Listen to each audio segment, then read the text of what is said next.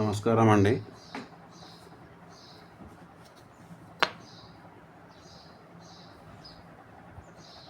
ఒక ఊరిలో వాస్తు చూడడానికి వెళ్ళినప్పుడు అక్కడ ఇది ఆ ఇంటి ప్లేస్ అండి. దీనికి ఈస్ట్ రోడ్ ఉందండి. ఇది అలాగే సౌత్ కూడా రోడ్ ఉందండి. అయితే ఇల్లు ఆల్రెడీ కట్టిండు. దీనికి కట్టిన తర్వాత వాళ్ళకు ఇబ్బందులు ఏర్పడ్డాయి. అప్పుడు వారు వాస్తు తెలిసిన తను పిలిపించి వాస్తు చూపించుకోవడం జరిగింది. అతను సజెషన్ ఏమిచ్చాడంటే, దీనికి ఈ పక్కన ఒక 3 ఫీట్లు ఎదురుగా నుంచి ఒక రోడ్డు, ఈ సౌత్ రోడ్ ఏదైతే ఇట్లా పోతుందో ఈ రోడ్డుకి ఇది ఇక్కడ 3 ఫీట్ల వరకు పోటీ అనేది వచ్చిందండి. ఇది ఈస్ట్ ఫేస్ కదా, ఈస్ట్ ఫేస్లో ఇది ఆగ్నేయమూల అవుతుంది కాబట్టి తూర్పు ఆగ్నేయపు వీధిపోటు అయిందండి. ఈ తూర్పు ఆగ్నేయపు వీధిపోటు వల్ల ఏమవుతుందంటే ఆర్థికారోగ్యాలని తప్పకుండా దెబ్బతీస్తుందండి. మీరు ఎంత చేసినా పనికి రాకుండా పోతుంది. ముఖ్యంగా ఆర్థికారోగ్యాలే కాకుండా ఈ ఇంట్లో దొంగతనాలు జరగడం, లేదా మంటలు చెలరేగడము, ఇలాంటివి తప్పకుండా జరుగుతాయి. కోర్టు కేసులు ఉంటాయి, లీగల్ కేసులు ఉంటాయి. పిల్లలు సరిగ్గా చదవకపోవడము, ఇవన్నీ ఉంటాయి.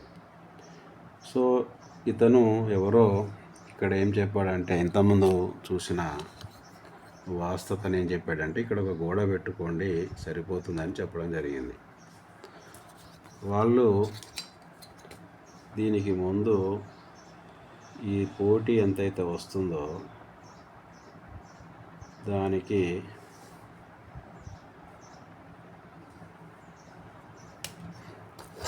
ఇలా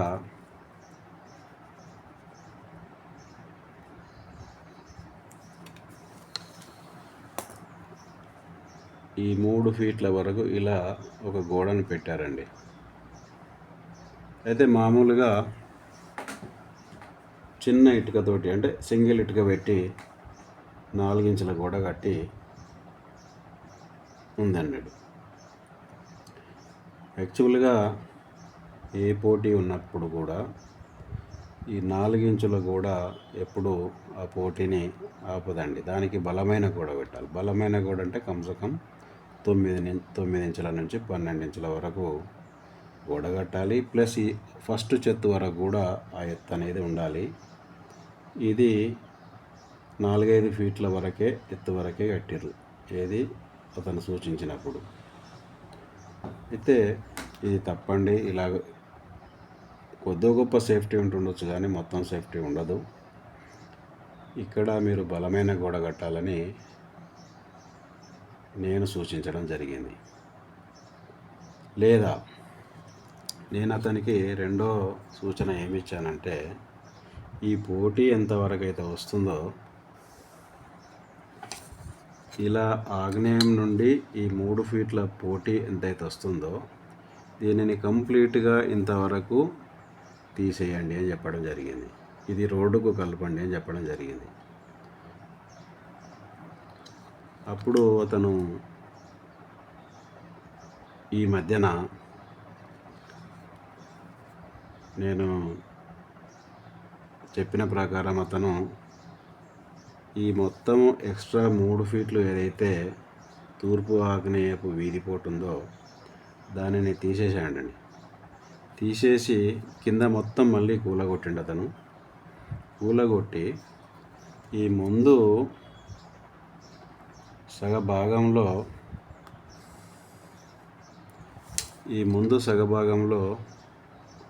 అతను ఉండడానికి డబుల్ బెడ్రూమ్ కట్టుకున్నాడండి. ఆ తర్వాత ఇది సౌత్ రోడ్ కూడా ఉంది కదండి వీళ్ళకి. అతను ఏం చేశాడంటే ఒక 4 సెట్టర్స్ ఇక్కడ తయారు చేసిండండి ఈ రోడ్డుకి. 4 సెట్టర్స్ ఈ సౌత్ ఫేస్కి 4 సెట్టర్లు తయారు చేయడం జరిగింది. ఇక్కడ అతను డబుల్ బెడ్రూమ్ కట్టుకోవడం జరిగింది. ఇది వాస్తు ప్రకారం కట్టిండు, ఇది వాస్తు ప్రకారం చేసుకున్నాడు. ఇప్పుడు ఇది సౌత్ ఫేస్ అనేది దక్షిణం ఫేస్ ఎప్పుడే కానీ బిజినెస్కి చాలా మంచిదండి. ఈ 4 సెట్టర్స్లలో కూడా బిజినెస్ ఇప్పుడు చాలా బాగా నడుస్తుందండి. ఒకరు బట్టల షాప్ పెట్టారు, ఇంకొకరు ఇంకా ఇలా 4-5 తీర్ల ఇక్కడ బిజినెస్ ఈ 4 సెట్టర్లలో పెట్టారు. బిజినెస్ కూడా బాగా జరుగుతుందండి. సౌత్ ఫేస్ ఎప్పుడైనా బిజినెస్కు చాలా ప్లస్ పాయింట్ అవుతుంది. సో ఈ విధంగా ఆగ్నేయపు వీధిపోటు ఉన్నప్పుడు తప్పకుండా నేను చెప్పినట్టుగా జరుగుతుంది.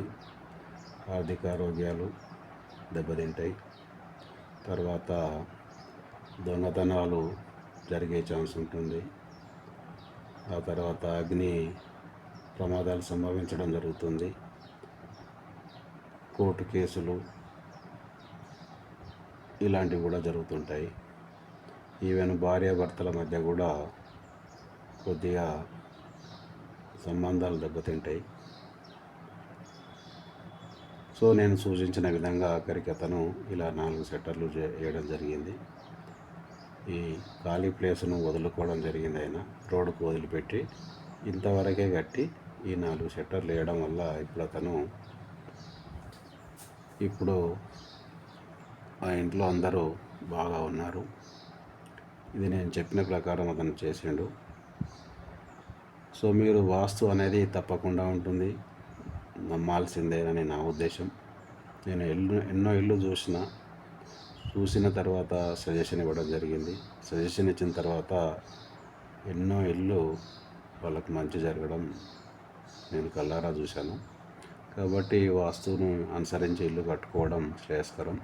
ఎవరైనా సరే మంచి వాస్తు తెలిసిన శాస్త్రజ్ఞుని పిలిచి అతనితో ప్లాన్ గీయించుకొని ఇల్లు కట్టే ముందు ఇల్లు అయిపోయే వరకు కమ్సకం 3-4 విజిట్లు అతనితో చేపించి గోడలు ఎక్కడ, ఆ తర్వాత సెప్టిక్ ట్యాంక్ కానీ, వాటర్ సంపు కానీ, బాత్రూమ్స్ కానీ, డోర్స్ కానీ, కిటికీలు కానీ ఎక్కడెక్కడ రావాలనేది అతను చూసుకుంటాడు. కాబట్టి ఇల్లు స్టార్ట్ అయినప్పటి నుండి అయిపోయేంత వరకు కనీసము ఒక 2-3 విజిట్లు వాస్తు తెలిసిన అతన్ని పిలిపించి చూయించుకుంటే చాలా మంచిది.